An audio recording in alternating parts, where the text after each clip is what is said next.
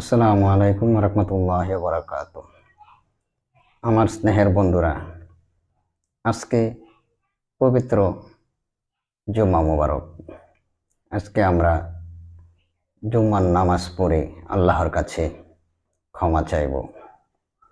আল্লাহ যেন আমাদের যৌবনকালের গুনাহ এবং মধ্যকালের গুনাহ এবং শেষকালের গুনাহ যেন মাফ করে দেন। আর আল্লাহকে বলবো, হে আল্লাহ,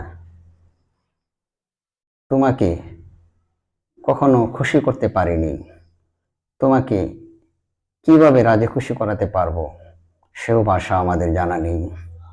মাবুদ গো, আমরা প্রতিপায় গুনাহগার, এমনই গুনাহ করেছি, পাহাড় সমান গুনাহ করে ফেলেছি। তুমি দয়া করে মায়া করে আমাদের সকলের গুনাহ মাফ করে দাও। আসসালামু আলাইকুম রহমতুল্লাহি ওয়া বারাকাতুহু।